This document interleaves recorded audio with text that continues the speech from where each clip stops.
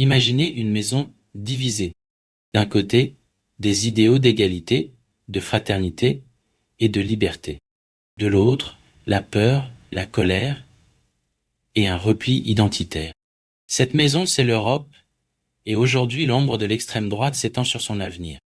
L'idée que l'extrême droite est un phénomène nouveau, né des cendres de la crise économique de 2008 ou de la crise migratoire de 2015, est une illusion dangereuse.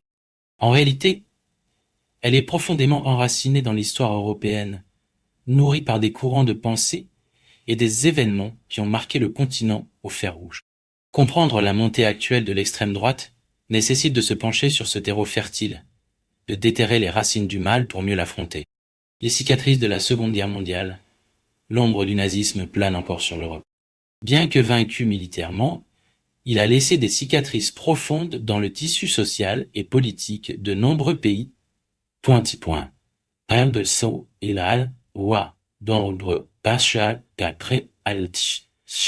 La rhétorique nationaliste, la xénophobie, l'antisémitisme, loin d'avoir disparu, se sont réincarnés sous des formes plus subtiles, exploitant les peurs et les frustrations contemporaines. La guerre froide et la persistance des clivages idéologiques, la guerre froide a figé des frontières non seulement géographiques, mais aussi idéologiques. L'opposition entre l'Est et l'Ouest a engendré des mouvements d'extrême droite anticommunistes, souvent soutenus par les États-Unis, dans une logique de lutte contre l'influence soviétique. Ces mouvements, bien que marginalisés après la chute du mur de Berlin, ont laissé derrière eux des réseaux et des idéologies qui refont surface aujourd'hui. L'héritage colonial et le déni du passé, l'histoire coloniale de nombreux pays européens longtemps occultés ou glorifiés, est un facteur explicatif majeur de la montée de l'extrême droite. Le racisme systémique, les discriminations, les inégalités héritées de cette époque nourrissent un sentiment de frustration et de colère au sein de certaines franges de la population, facilement manipulables par des discours populistes qui diabolisent les minorités et exaltent une identité nationale fantastique. La crise de la démocratie représentative.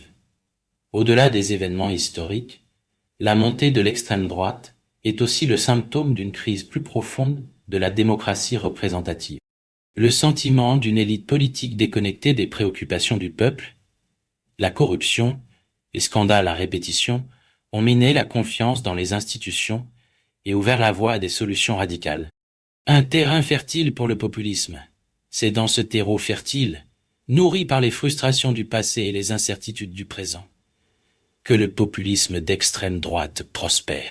En proposant des solutions simplistes à des problèmes complexes, en désignant des boucs émissaires et en exploitant les peurs identitaires, il séduit une partie grandissante de la population en quête de repères et de solutions.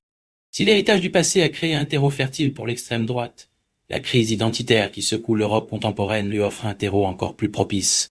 La mondialisation, souvent perçue comme une force d'homogénéisation culturelle et économique, a engendré un repli identitaire chez certains, un besoin viscéral de se définir par rapport à un autre, un étranger perçu comme une menace. La mondialisation et ses désillusions. Loin de n'être qu'un phénomène économique, la mondialisation a des conséquences profondes sur les identités individuelles et collectives.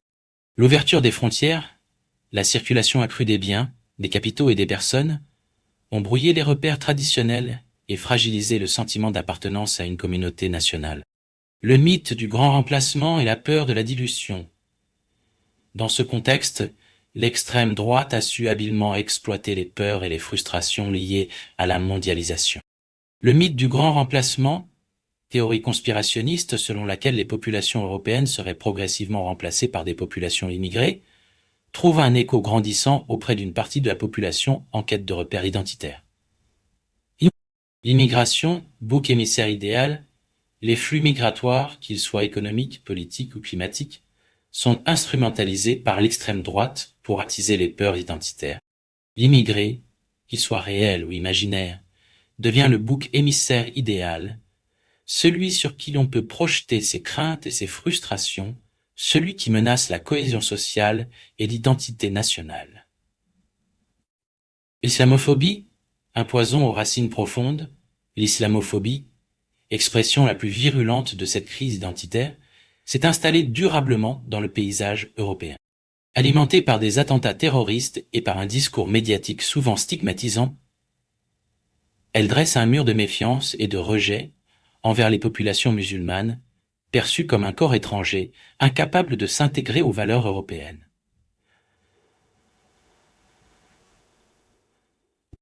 La remise en cause du modèle multiculturel. Face à cette crise identitaire, le modèle multiculturel, qui prône la coexistence pacifique de différentes cultures au sein d'une même société, est remis en cause. L'extrême droite, en prônant l'assimilation forcée et le repli sur des valeurs nationales prétendument immuables, promet un retour à un ordre ancien, où l'identité nationale était perçue comme homogène et immuable.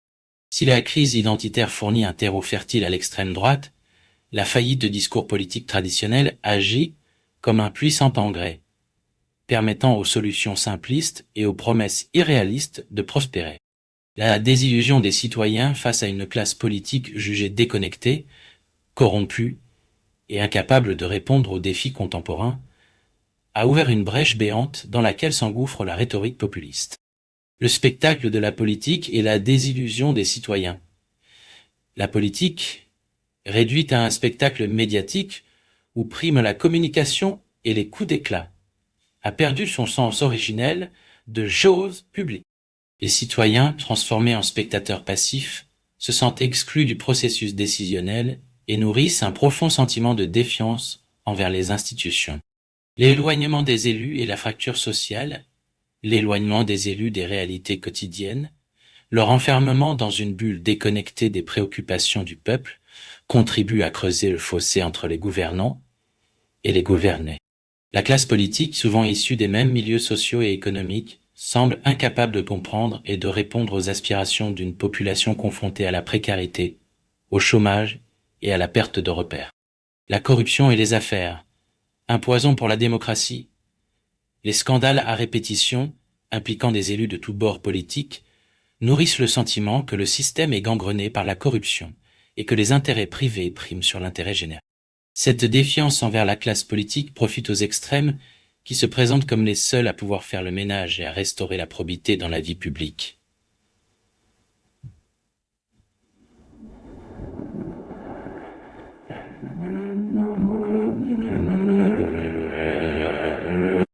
Incapacité à répondre aux défis contemporains.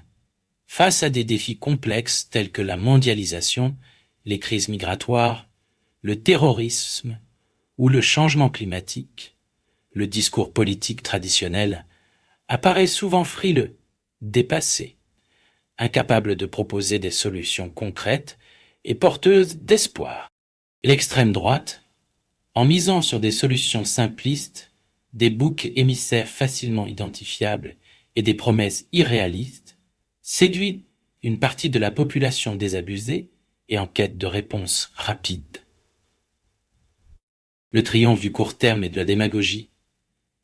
Dans un contexte de crise de la représentation politique, le court terme et la démagogie l'emportent sur la vision à long terme et la recherche du bien commun. Les discours simplistes, les promesses irréalistes et les attaques ad hominem font recette auprès d'un électorat désabusé et tenté par des solutions radicales. Si la faillite du discours politique traditionnel a ouvert la porte aux solutions simplistes, c'est le pouvoir toxique de la peur et de la désinformation qui a fourni à l'extrême droite les clés de la maison. L'avènement d'Internet et des réseaux sociaux, véritable révolution dans la façon dont nous communiquons et nous informons, a malheureusement aussi engendré une bête immonde, la propagation virale de la peur, de la haine et du mensonge.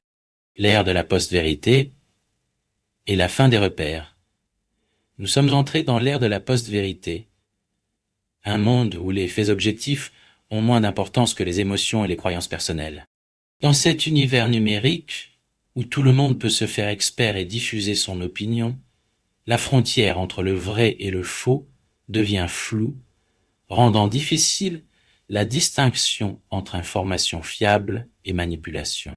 Les réseaux sociaux, caisses de résonance et propagateurs de haine, les réseaux sociaux, initialement conçus pour connecter les individus, sont devenus de formidables caisses de résonance pour les discours de haine et de division.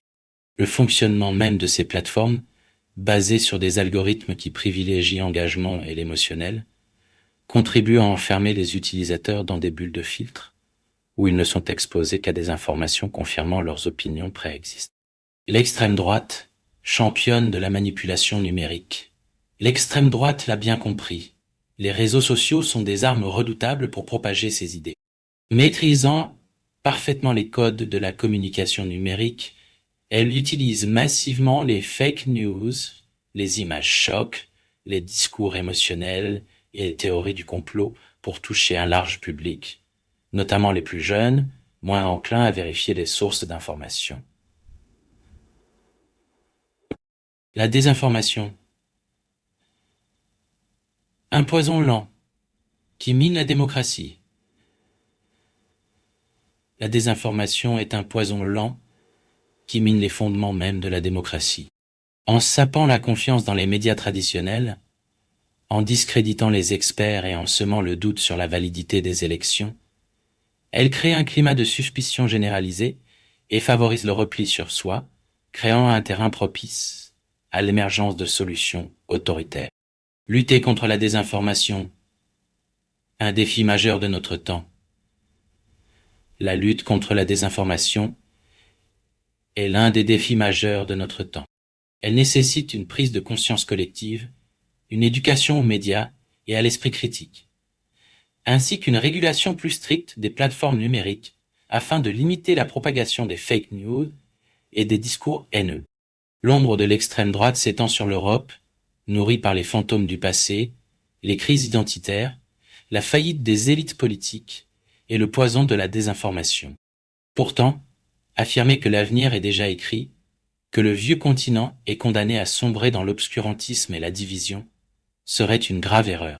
Car face à la montée du péril, des forces de résistance s'organisent, des voix s'élèvent pour défendre les valeurs humanistes et démocratiques qui ont fait la grandeur de l'Europe. L'issue du combat reste incertaine, le chemin à parcourir semé d'embûches, mais l'espoir d'un avenir meilleur reste vivant.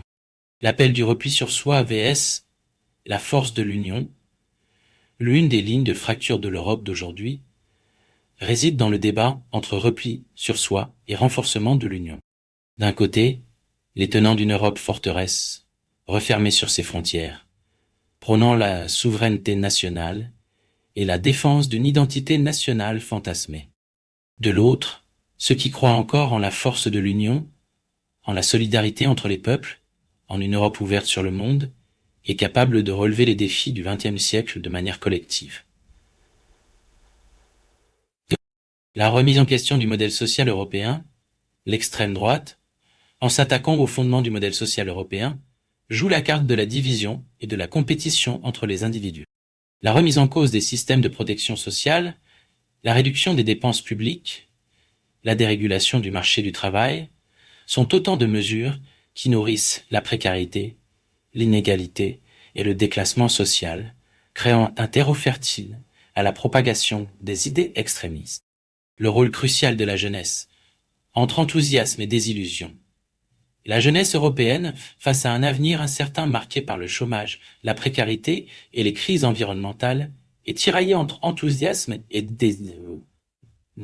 Si une partie est tentée par le repli identitaire et les solutions simplistes proposées par l'extrême droite, une autre partie s'engage activement pour défendre les valeurs de tolérance, de solidarité et de justice sociale.